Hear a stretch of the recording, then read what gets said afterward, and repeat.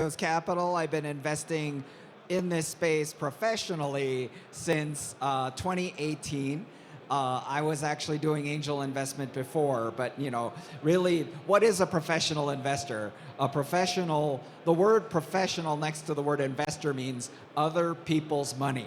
That's what professional means. And the reason why is a professional is someone who is paid, right? So how do you get paid? You get paid by taking fees. Right. So basically, I've been investing other people's money since 2018 in the form of Gumi Crypto's capital. So today, I wanted to talk to you about contrarianism. Contrarianism is super, super important when it comes to the future, and I'll explain why. It's very simple, which is effectively that if you look at jobs, the thing that is really important is what are the jobs that will be replaced by AI, right? What is AI going to do? So I'll tell you what is, I have a way for AI to replace venture capital, and it's actually heuristic. And the way it works is the AI looks for Y Combinator, and then they look for hipster shoes, and then they throw checks. That's my algorithm, right? So why is that ridiculous? It's ridiculous because it's doing pattern matching, right? Venture capital people are famous for doing pattern matching. And the thing that's really interesting is that the best entrepreneurs are not pattern matched. The best entrepreneurs are pattern breaking. They're pattern breaking. So the idea that a VC is pattern matching, if you're a VC that does pattern matching, you are going to be replaced by an AI. You will be replaced by an AI.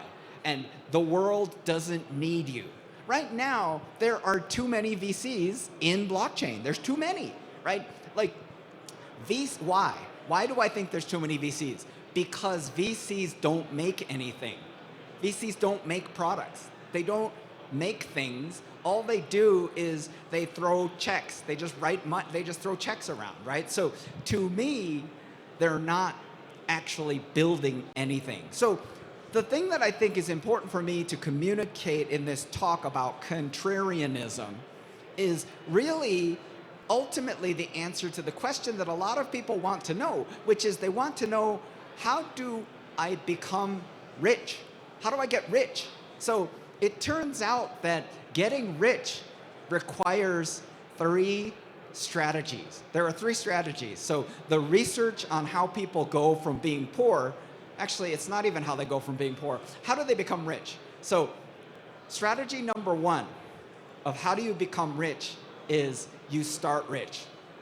So in fact, that's the best one. The best one is you start rich, right? What's the best way to make a $1 billion company is to ruin a $10 billion company, right? So that's the easiest way to get rich, is to be rich, is to start rich. Okay, I'm guessing that a lot of you are not already rich. So then there's only 2 left. So it turns out that the research suggests there are 2 other things you can do, right?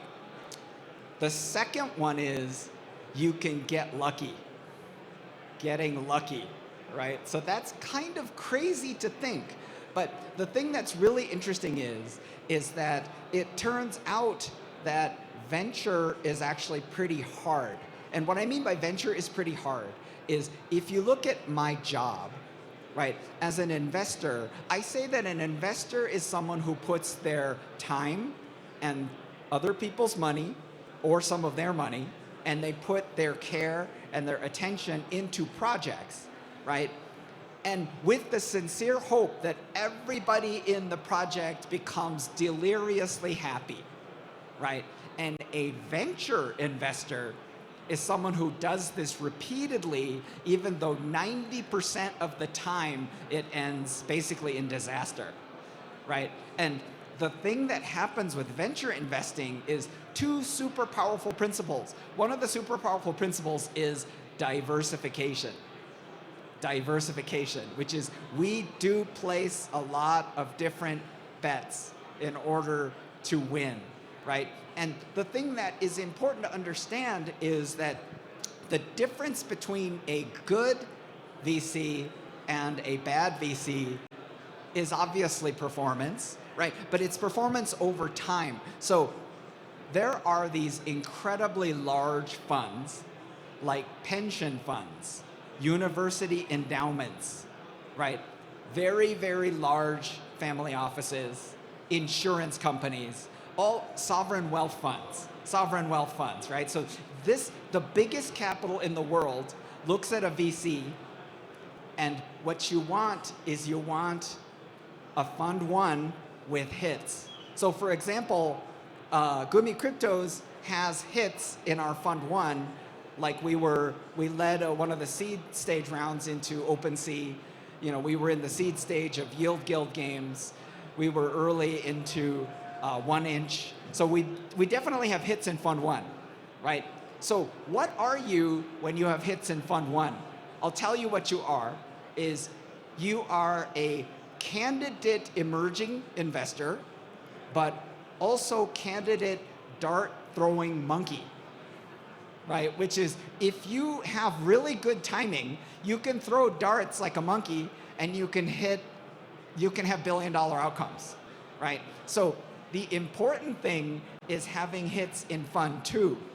So right now, we feel like we're having some indicative hits. We have some really exciting companies in our fund two. But the thing that happens is if you have hits in fund one and you have hits in fund two, that's when you become what's called an emerging manager, right? Which means that I could be like the world's luckiest dart throwing monkey, right? So, but I wanted to talk to you about contrarianism. And the reason why I think I'm so passionate about contrarianism is I feel like there are two styles of crypto investor. And I think that the second style isn't even an investor. And the reason why I say that is the two styles are basically fundamental, and the second style is narrative investor, right? Yesterday, I was looking at a party invite, and the party invite said, what did it say? It basically said, Bitcoin tech, restaking, and AI. That was the invite, right? So this is about chasing narratives, right?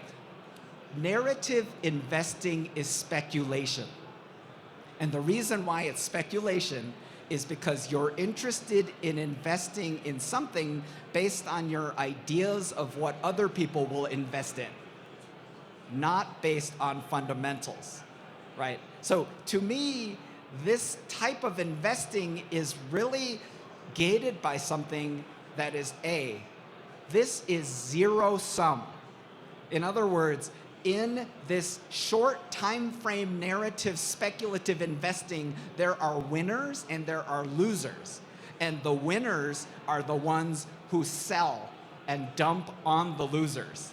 That's the game of narrative investing and speculative investing. And it is a zero-sum game, right? This is actually not even investing, this is trading. This is not investing, it is trading. What is investing? Investing is you basically have to change the time frame, and you have to basically put the money in, and you actually can't yank the money out until the team has actually delivered something amazing.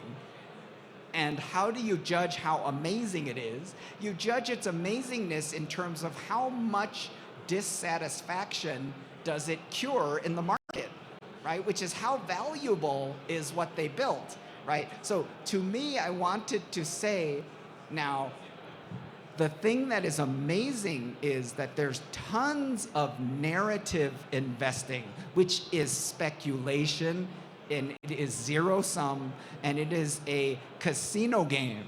And basically the way you get rich in narrative investing is you sell, you dump on others, and you basically try to create believers so that you can dump on them. That is how you win at narrative investing. And if you are not the insider who is planning the dump, the pump and the dump, you will be the one who is getting dumped on, right? So narrative investing is pretty dangerous.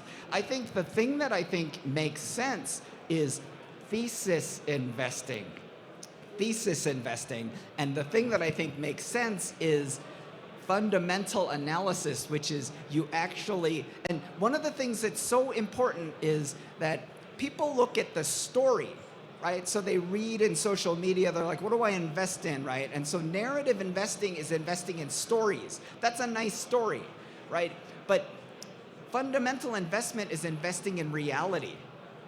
It's reality, right? So you have to know. So to me, the story is what they dream about making, right? Whereas the reality is what they actually made, right? So you have to figure out who you can trust, right? You have to figure out which builders actually know how to build, and you need to understand which builders are solving real problems, right? Real problems. Like if the builder isn't solving a real problem, then you should not invest, right? Because they're just spinning their wheels. The other thing that I think is so important is, where does yield come from? Where is yield, right? I can tell you very simply that yield comes from risk. That's where yield comes from, right? So the idea of, oh, I can get yield for free, right? It's no, you cannot get yield for free, right? You can only get yield by exposing yourself to risk, right? So what can you do about the risk? So there's two things. So here's what I have to say about risk, which is that the best thing you can do as an investor is you can reduce the risk using skill. Skill. That's the way you do it, right? And here's the thing is, I had on my Facebook, a friend sent me a picture of a free solo climber, a rock climber, and he is climbing El Capitan.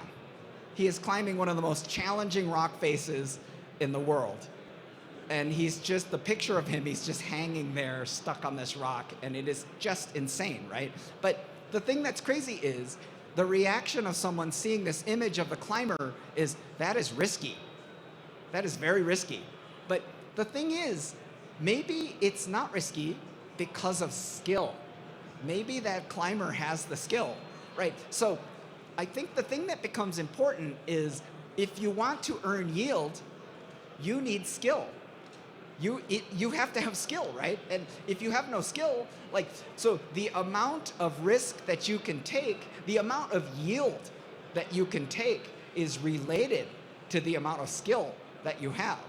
So to me, if you go into a situation and someone is saying, oh, you can get 50% APY with no skill, I would be careful about that configuration, right? To me, that's too good to be true. And here's the thing is, if you don't know where the yield is coming from, you are the yield. You're the yield. You're the one. And how are you giving up yield? You are exchanging good money for bad money. That's how you are the yield. You're exchanging something like Ether for some shitcoin is what you're doing, right? And you're being told that the shitcoin is worth more than the Ether, and then you're believing it, right? So to me, you've got to convert. And here's the funny part is, when you expose yourself to risk, you can use skill to convert risk into non-risk, right? Much like a rock climber, people can say, oh, well, that's risky. It's like, no, that person's really good. But the problem is there are unconvertible risks. Unconvertible risks. So it doesn't matter how skillful of a rock climber you are, if there is a gust of wind that hits at 100 miles an hour, you're coming off that rock. Your grip strength doesn't matter. Humans don't have grip strength that can hold them onto a rock at that level. So that risk is unconvertible. It's an unconvertible risk. Now, here's the thing. You could say the climber would be like, oh, I saw the weather report. I was going to go up today. I'm not going up today, right? Skill. It's skill. The person is converting and reducing the risk, but the point is that even on a blue sky in a clear day, Sam Bankman-Fried can rug pull the whole fucking industry. Sorry, pardon my French, but the point is that there are unconvertible risks, and that your skill can be very high and you can still be rugged. So, based on this, the thing that you require is diversification. Do not put all your eggs in one basket. And if you look at what the professionals are doing, they're definitely doing that. Now, here's the thing, is the idea. So the third thing, so I said, to get rich, you need to either start rich. The other one is you get lucky, right? The third one is actually working hard, right? Working hard gives you an edge. But the thing that's interesting is the magic combination of working hard and getting lucky. But the thing that's really interesting is how do you create your own luck, right? Creating your own luck, to me, involves skill and the truth, right? And not narrative, right? Because the thing that's amazing is that there are bull markets when narratives dominate fundamentals.